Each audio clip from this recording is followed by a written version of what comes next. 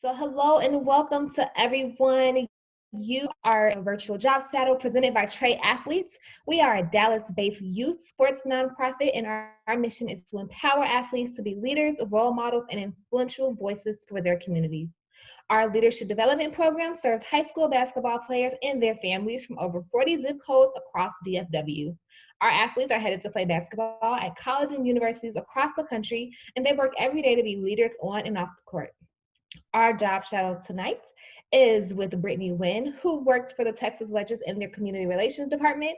We're going to learn more about her background and what she does, and I'm super excited to have her. So, hello, Britney, and thank you for being here tonight. Hi, thank you so much for having me, and just thank you to everyone for being here. I'm so proud of you guys and girls for taking the initiative to attend this, and thank you so much for listening to what I have to say. Yes, we're super excited to have you. My name is Lajoie Waste. I am the program director for Trey Athletes, and I will be moderating this discussion. So we're going to go ahead and get started, Brittany, and I'm going to start off with the basic question that we all love. Tell me about yourself. Well, I was born and raised in Texas, never lived anywhere outside of Texas. That's an embarrassing fact about me. Went to Texas A&M University, did my undergrad and master's there, and figured out my path kind of in the middle of that process. I was heading just towards general business, and I fell in love with the sports industry, and I've been here ever since. Okay. And what was your major at Texas A&M? It was sport management. I did both my undergrad and my master's in sport management. I tried something else. I went with a different degree for my master's program to diversify myself, and I got into that program and very quickly realized that no one in there had anything to do with sports or knew anything about sports, and I was way out of my element and was not really heading down the right path. So I veered back. Okay, so you went into sports management. Tell me what interests you in going into that field or having that major to begin with. So I kind of sat down. I really couldn't decide what major I was going to choose. I had a really hard time picking and started off as general studies and stayed that way probably longer than I should have. But I sat down and just kind of took stock of my life. What do I enjoy? What am I passionate about? And the two things that I could really come up with were sports and helping people. And at the time, I wasn't sure how those would intersect, if that would look like a nonprofit or what that was going to do. I just knew that I wanted to help people, and I wanted to use sports as the tool to do that. Okay. And did you grow up playing sports? I did. I was never really a very good athlete. So I played soccer and volleyball until high school, through high school, I should say. And then my senior year of high school, I actually dropped both of those, and I went and I was the manager for the men's basketball team at my high school. And I think that's kind of, I attribute like my real passion for sports to that. It wasn't so much playing it as being around it, being involved with the team, and getting to kind of see some of the behind the scenes work of that. Okay. Do you come from a big sports family? No, surprisingly. Oh, okay. I know. So Everyone's like, in junior high and high school, and then you in your senior of high school, you were a manager for the basketball team, and that really sparked your interest, and you were like, okay, this is what I really love and what I really enjoy. yeah, my family kind of still, I think, probably thinks I'm crazy. Like, they've definitely done their best to fall in love and get really into it. And of course, we're big Mavs fans. My grandparents are the biggest Mavs fans in the family, so they love the Mavs and have had season tickets. But that really all didn't start until like I was in college, and I was super passionate about A&M sports, and everybody kind of started to get in that. So Okay. Nice. So you kind of like led the way a little bit for your family, because you said they're starting to fall in love and from the work that you're doing. I'm a trailblazer in my family. Happy to hear that. We love trailblazers. All right. So let's talk, because currently, what is your current role with the Texas Legends? So I am Vice President of Media and Community Relations, which is kind of actually really a three-part role. That one part's kind of hidden in that. I run our community relations department and our media relations department. So I handle all of our players' interviews and appearances and kind of their daily schedules. And then we're a small team. We're in the G League, and so we have a full-time staff of about, right now we're sitting at about 15. So we all kind of most of us wear multiple hats, and we don't have like a dedicated sales manager. And I am the longest tenured person that also sells. So I kind of help out with training sales team and do some sales as well. Wow, so you wear a lot of hats for the Legends. Very unique too. There's not a lot of people that get to do both the revenue generating side and the non-revenue generating side. So I get a very unique perspective out of that. And it's a lot of fun, but I don't consider myself a natural salesperson. So that's interesting. That makes you stretch a little bit. Yeah. Well, so I was asking that because you're currently the VP of Media and Community Relations for the Texas Legends, but you did not graduate from college and then jump into this. You didn't just become a VP like that. Walk us through how you got to become the VP of Media and Community Relations for the Texas Legends. Like kind of a rocky path, I would say. In college, like I said, I got into the department a little later than most, and so I was like getting into the internship game, and that's the reason why I wanted to shout out our athletes who are on here, because in high school I had no idea what I was doing. I wasn't taking the initiative to get involved in anything like this, and so I love that these young men and women are. So for me, I started kind of the internship hunt and started doing internships my junior year of college, and I stayed in the athletic department. I thought, I just want to be an Aggie forever. I just want to work here forever. and it was great. I interned all over the athletic department, job shadowed where I did an intern, and got a lot of experience that way. But my last year, so I'll go back a little bit. I graduated with my undergrad in 2009, which was not a great year for the economy. So everyone said, stay in school. And I chose to get my master's for a couple of different reasons. One, because everyone was telling me to stay in school. Two, because I thought having that degree is something that no one can ever take away from me. So while people kept telling me it's not really necessary in the sports industry, and I knew that it wasn't, it was still something that I could have that, like I said, they can't take away.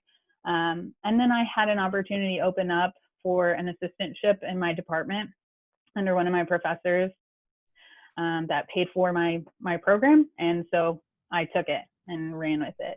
And that also allowed me to get more experience. I interned both of those years while doing my assistantship and then working part-time at a local retail store. So I had a lot of experience graduating with my master's, but all in college athletics. And I decided kind of last minute that I wanted to go to the pros. Personal and professional reasons, decided college athletics wasn't where I wanted to be.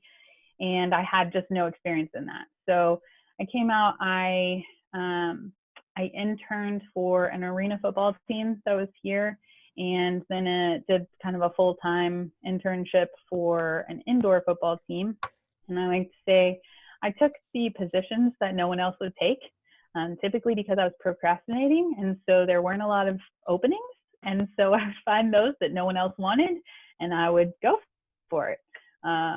From the indoor football positions to I was a facilities intern at A&M, and I think I was the second female they had ever had intern in facilities, and the first one they hired a male along with her to kind of help her with the job. So I was the first one to be hired by myself. So it was quite interesting. Gained a lot of experience that way, and those experiences led me to my position with the Legends. Looking back, I interviewed for just a sales position here. I was at that point, I think, a year and a half out of college, or right at it. I had no real job experience other than working, no real job experience in the sports industry, I should say. And so I was just looking for whatever position I could get. They hired me on for sales, and in the middle of my interview process, their media person left. So they said, well, you've got experience in this. Would you be interested in kind of doing a dual role? And I was like, get me out of sales? Yes, absolutely. So I accepted that. I've been with the team, it'll be 8 years in October, and my role has just kind of expanded through those 8 years. I um, I have a mindset that matches the team's mindset of whatever it takes. So we are not a that's not my job kind of organization. We're whatever it takes to make the team successful. That's what I'm going to do. I've been the mascot more than once.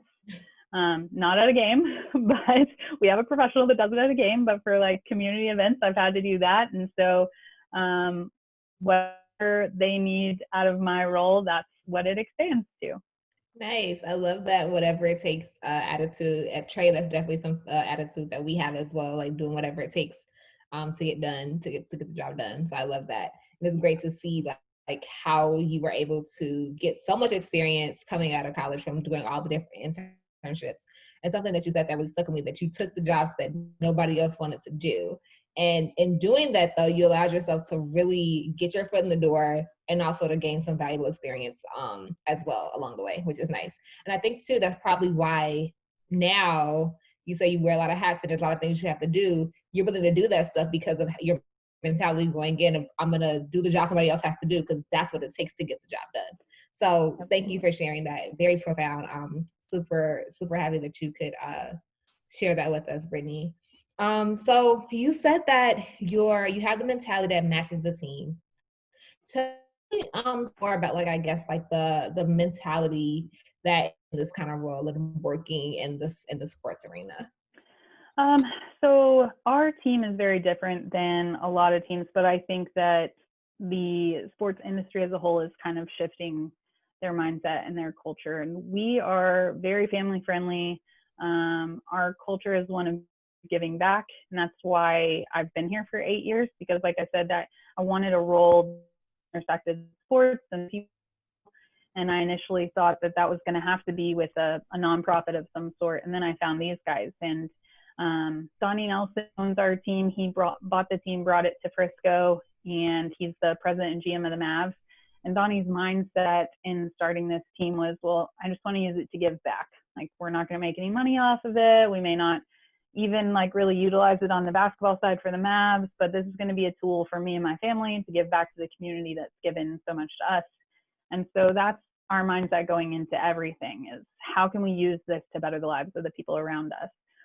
We have 24 home games, and in those games we wear 24 different jerseys. You see a couple of them on the wall behind me, and they're all dedicated to charities. So that was a Boys and Girls Club night and a Goodwill night, and there's elements that go into those, and the fun part of my job is taking that from a one-night thing to a relationship with those organizations. So we partner with Boys and Girls Club year-round, and we get to go out to the clubs and visit with the kids, and our guys get to go out there. So that's kind of what our team is about. And I think that in general, in sports, to be successful, it's you're having that mindset of not what can this do for me, but what can I do for this team, for this organization, for this community. And then also that mindset of like I said, whatever it takes. We find that the people who are most successful in our region are those selfless, team first people who are willing to do anything and everything. Because on game days, our sales staff is helping all of us. We're all out there setting up. Our team president's cleaning the floor. We're setting up tabletops. We're doing everything it takes. And so the people who make it in this industry are the ones who are willing to roll up your sleeves and go to work. Okay, nice. So I imagine that when you started out and you knew that you decided to major in sports management, were you aware of all the different kinds of, I guess, roles that were available in sports? Because I think sometimes in sports you think, okay, I can be a sports agent or a sports anchor or something. What kind of advice would you give someone who's interested in working in sports, but not on the court as a player? How can they find out more about additional kinds of roles and ways that you can be involved besides being an athlete? I think it's funny that you said that, because I didn't at all. And I went into it thinking I wanted to be an agent. And then I realized like that wasn't really meeting both of my needs there. So I talked to a lot of my professors. I went to the job fairs that they had. Actually, the way that I picked my kind of path was we had some just kind of small job fair type of, not even a job fair, but like a panel. And a community relations representative from one of the NBA teams was there. And I had never even heard of community relations. I had no idea. I'd just gotten into sport management. So I was, like I said, thinking, okay, I'm going to be an agent, or I'm going to go work for Special Olympics, or I'm going to, and I just was kind of all over the place, and I didn't really know how to make all of that stuff match into one position.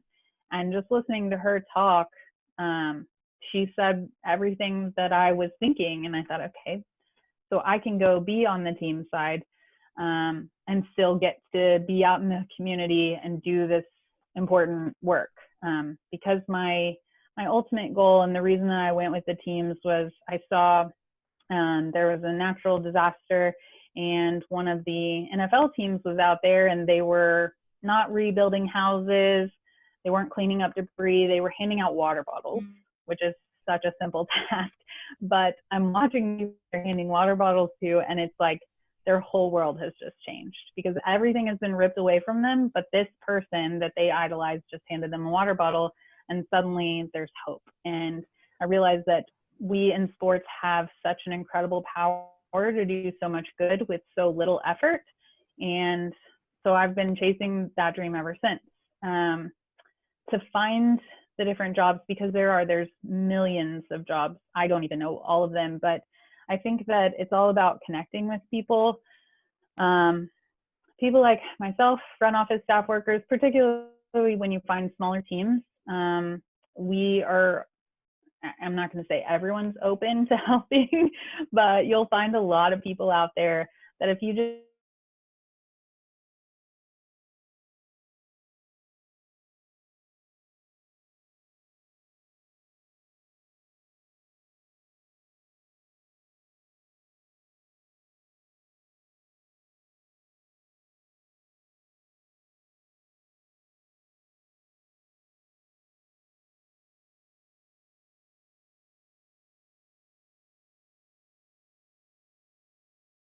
work with the Boys and Girls Clubs and try to get out to the clubs, to local school districts. We spend a lot of time in these school districts all over the DFW Metroplex. Really, it's not just Frisco. We're not a Frisco team. We're we're called the Texas Legends, not the Frisco Legends for a reason. So we branch out of that a lot. We have some STEM and STEAM initiatives. As you can kind of see again from the jersey, we worked with Raytheon on some STEAM initiatives, both in the game and things that we do outside the game. We do a lot of clinics, a lot of free clinics, whether that's a health and wellness type clinic or more of a educational, where we're working basketball into science. And in fact, we call it the Science of Basketball Clinic. So we do a lot of those. I think outside of our, as I mentioned, we have 24 jersey nights. So we have 24 different charities that are kind of built-in natural partners for us. And we try to do events with them. Wipe Out Kids Cancer is a big partner of ours that we work with year-round on their different initiatives. So we have, we try to touch as many different organizations as we possibly can. So knowing that you wear different kind of hats, can you walk us through like what does a typical day look like for you? I'm sure every day looks different, but if you had to like give us a play-by-play of like what a day looks like, tell us what that looks like. So in the off season, a day like today, I have been, it's one of the less glamorous days, I would say. I've been in meetings all day and writing press releases, and that is all my my job consisted of today. Just a lot of meetings. We are a very event-centric team. We host a lot of events for our clients and partners, as well as our more charitable events. We also host these other events. So there's constantly something going on, either an event that day or an event to get ready for. In season, I would say again, we have an event just about every single day. So if I'm not at an event, I'm getting ready for an event. I'll be at practice most days. We'll have media show up. I kind of handle the media requests, make sure that interviews are taken care of and everything goes well there. And then back to the office. So I get, like I said, I kind of have a unique role. I'm here in the office with our front office staff, but then I'm also at practice a lot more than most of them are, and spending a lot more time around our team and our coaches and working with those guys on kind of player development off the court, because most of our players come in and this year we had a very young team. And I think our league continues to get younger, which is very exciting. But they're coming to us, straight out of college. Here next year, it'll start straight out of high school. But ours right now are coming, straight out of college or just a year or two out of college, and they've been overseas or they've been in the NBA and are trying to get back into the NBA. And so we work with them on kind of that personal development side, finding the right charity for them.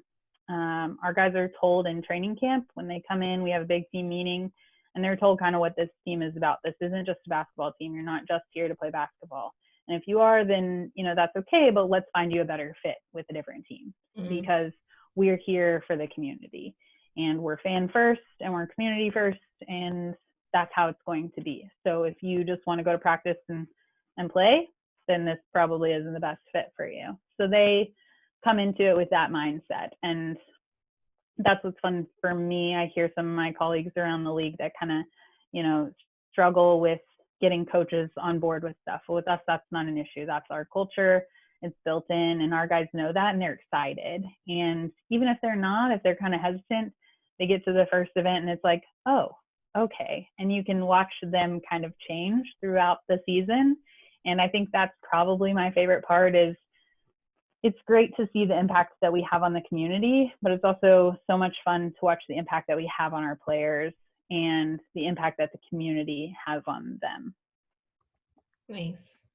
I think that was a very roundabout answer. No, I don't even know if I answered your question. And it kind of it hit on all the different type of things that you do, because you do wear a lot of different hats in your role. What's your favorite part of your job? I would say the community relations, for sure. Sales has helped me to grow as a person. And so I want to re-emphasize kind of the point I made earlier about taking the jobs that no one else wanted. It teaches you something about yourself. And even if that's what you don't want to do, like some of my internships, I definitely learned this is what I don't want to do. But it got me that experience. And sales was something that I definitely did not want to do. I always said I wouldn't go into a sales role, wouldn't accept a sales role, and never say never, because then you end up 8 years in doing it. But it has helped me grow as a person. And so through my sales position, I now host some of our events, and it's gotten me more comfortable speaking in front of people and just kind of increased my awareness for our community and our product at the same time.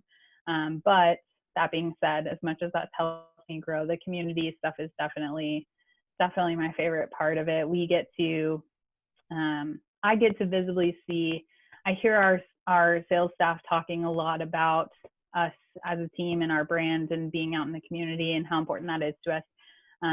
But I get to actually see that. And so I see the impact that we all talk about. And it's just incredible. It's really, I'm living a dream, genuinely. So that's definitely my favorite part. I enjoy being able to wear multiple hats. Being with a smaller team and doing this kind of thing isn't for everyone, but it definitely was for me, and I love every minute of it.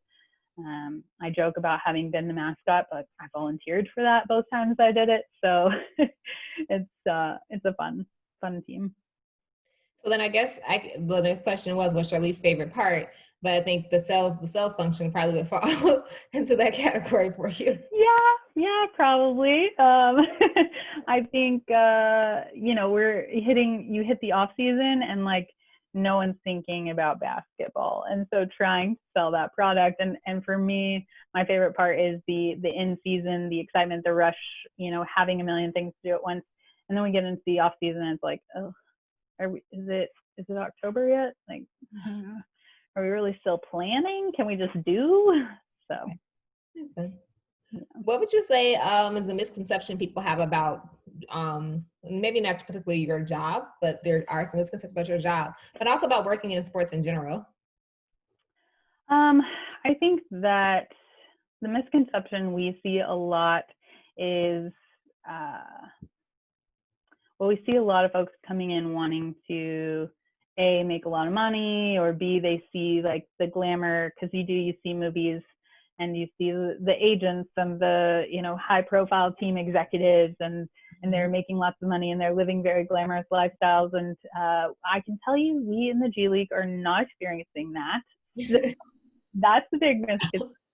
But I had some good mentors around me through college that kind of explained that going into it, of like, you're not going to make any money. You're going to work crazy hours. Like, it's not always going to be fun. And so luckily I kind of knew that coming into this, but we do see that a lot, especially with our young folks applying for jobs out of college. I think that's probably the number one misconception. And those for my position, this is probably, I don't know if I should say this or not. I get like a lot of people who, everyone thinks you want to be like a sideline reporter. Everyone thinks I want to be doing the interviews, being on TV or something like that, but simply because I say PR. And that's never been my goal. And in fact, I think I can pretty safely say most of my colleagues in the league, that's not our goal. We're here and we want to be here. And while I am here to take care of our players and to help, like I said, build them as men on and off the court, and help with that development, I'm here. My number one goal is the community outreach side of it, and to help them give back, find where they fit in that, use their talents and build them up. So I want to get a little bit more into that when we're talking about getting like building your players up and talking about their platform and using that platform, because that's something that we definitely encourage our athletes to do, is using their platform for good and how they can leverage that. How do you go about doing that with athletes you work with? Because I know coming onto the team, you're telling them, hey, we're not just about playing basketball and going home. We're about the community and the fans first. So how do you help them to also leverage using their platforms and building them up to be ready to do that? So for us, I think the most important thing is helping them surround themselves with people who care about them.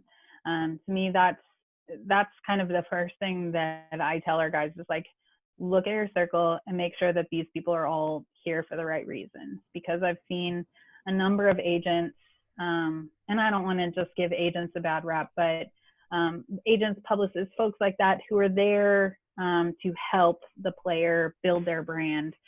But in actuality, they don't even know their player.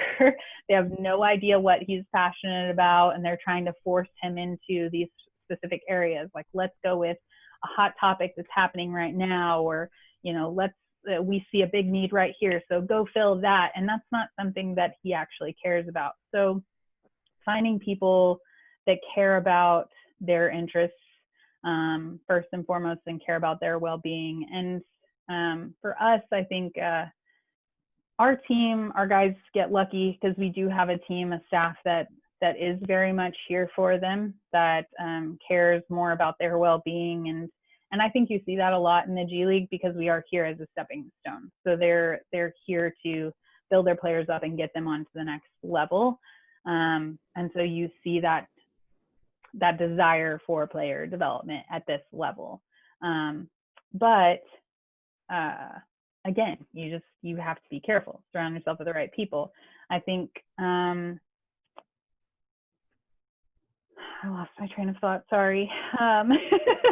Look at their circle and making sure they have the right people surrounded by the right people. Yeah. And who want them. And following things that you're genuinely passionate about, because people can tell when it's authentic and when it's not, when you actually care about a cause and when you're there just to be there.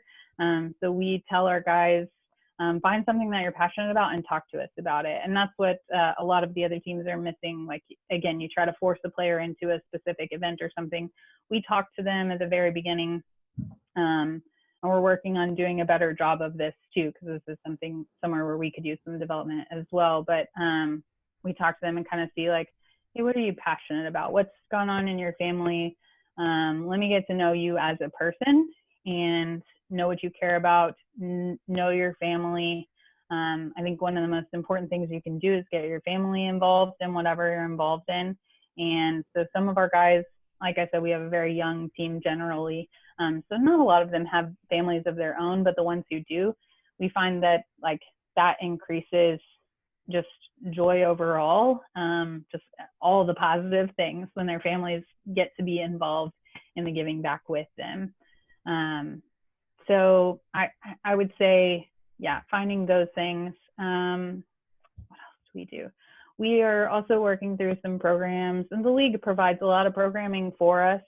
But for us, we're trying to work on kind of working on your personal brand.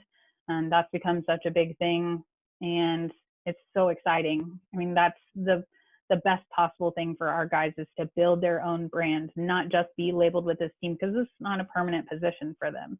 So we're not trying to build up the Legends name. We want you to build your name and just use this as your platform. Love that. Love that you're telling them to use the whole thing of their platform and talk about personal branding. Something else that we talk about our athletes with even that piece too. How do you help your athletes to develop their own personal brand if they haven't thought about that before? What steps do you go about in helping them do that? So we do some coaching with them. Again, we're kind of working on this.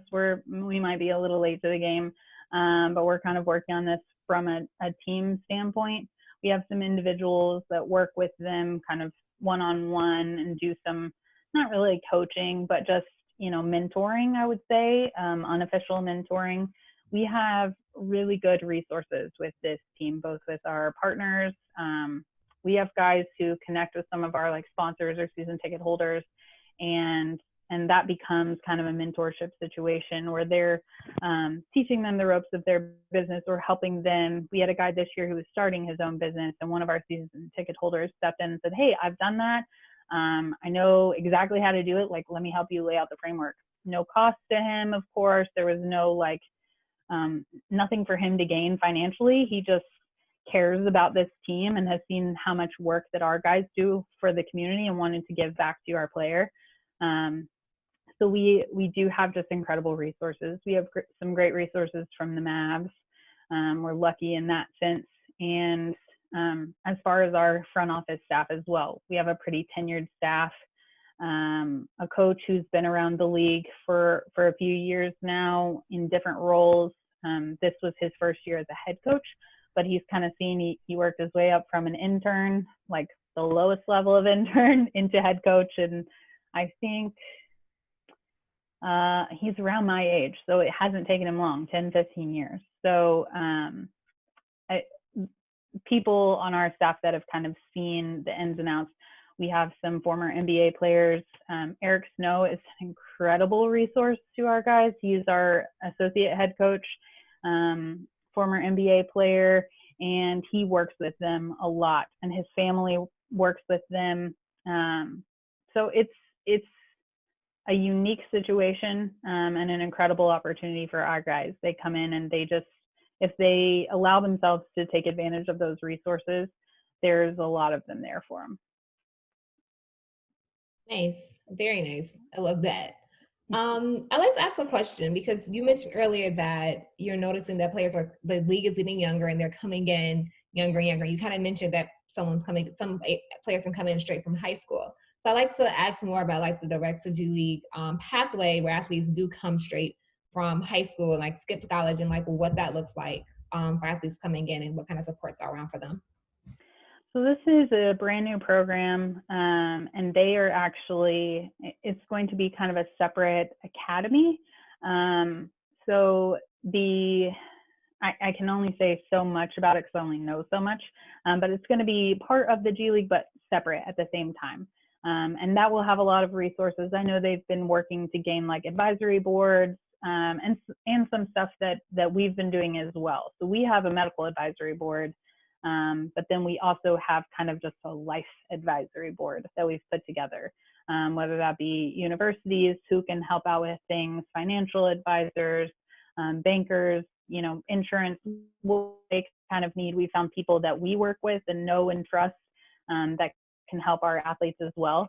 And so this team, or these teams that they'll have coming straight out of high school, will do exactly that, kind of try to fill some of those voids, where you come out and you don't necessarily learn, like, at least I didn't in high school really learn some of those life necessities, how to set up a bank account, how to, luckily I knew how to do my laundry, but I definitely had friends who didn't, so kind of life resources. And that's the purpose of this team and this pathway, is to allow them to get this professional experience while also getting that personal development, and making sure that they have the best possible chance to be successful. It sounds like, and like what I'm hearing too is like echoes of the importance of mentorship. Like you mentioned that when we're talking about like branding and how people have to look at their circle and see who's around them, making sure that they have family involved. And you're talking about when you have these high school, the G League pathway, and how you're helping them with these life skills, having people around them to help them. And it sounds like mentorship is something that's important to helping the athletes be successful, which is something else that Trey is really big on, is helping our athletes, by pairing them up with mentors. So I'm happy to see that there's a correlation between what you guys are doing to set your athletes up for success, and also what we're doing to help our athletes be successful too, not just on the court, but also off the court. So I love seeing the connection between those two things there. Yes, I for have a few sure. more questions for you, Brittany. So you've been with the Texas Legends for 8 years now. Where do you see yourself in 5 years? Oh, that's the hard question. You're not supposed to ask that. That I get asked that a lot, and I honestly don't have a very good answer. I just always tell people I love what I'm doing, and I do have goals. I do think it's important to set goals for yourself personally, professionally. So I do have that kind of stuff. I have certain goals for myself that mostly align, or really all do align with my position here. Ways that I can grow while still staying within this organization. And so I think that in 5 years, hopefully most of those will be met. And then I don't know what comes next after that. I would love to get more involved in some nonprofit work, outside of the team's role, and see where that takes me. Well, Trey is always looking for good people to help, and we are a nonprofit, so we'd love for you to get involved. Yes, I love it. Definitely. Okay, so just a few more questions I have for you. What piece of advice would you give to your younger self? Oh man, everyone told me to network and to keep in contact with people. And I would say that was probably my number one. I don't want to say failure, but well, just go ahead and say failure. Growing, it is. It really is.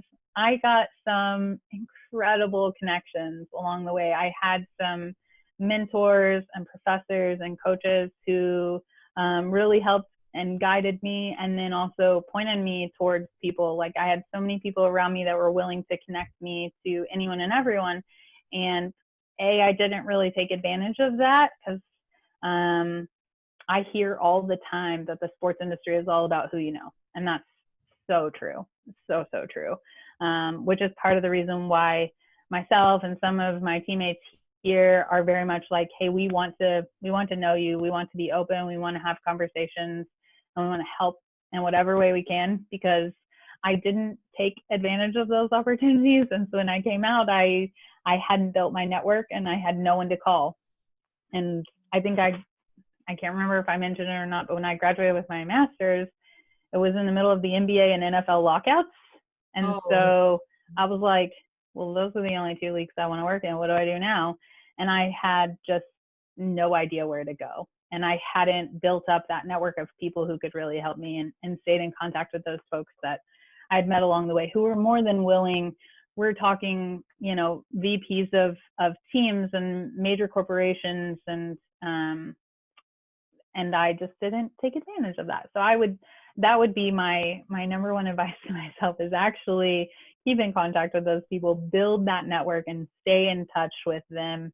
My boss would disagree on this, but I think that thank you notes go a long way. And I've always been really terrible at writing thank you notes, but everyone that I talk to, I love getting them. Everyone I talk to other than my boss loves getting them. He's like, and I'm like, it's so sweet. Like, no one sends handwritten thank you notes anymore. So I think that those go a long way with helping show people that you appreciate them. I agree. I'm happy you brought up the idea of networking, and I want to pivot, because you said that in sports it's all about who you know. I would argue that that's in every industry, not just sports. No matter where you work, it's about who you know. And networking is so important. And like, that's definitely some advice I would also give to my younger self, is the importance of networking. When you meet someone, they give you a card and say, reach out. Reach out. Yes. Like, follow up. You need to do that. It's so important. I mean, same boat as you. Like, there's so many like very influential people that I've met that now it's like, was you like, why didn't you reach out to that person? Like, they told you to, and now it's like, I can't now, because it's like, it's after the fact. So definitely. Right.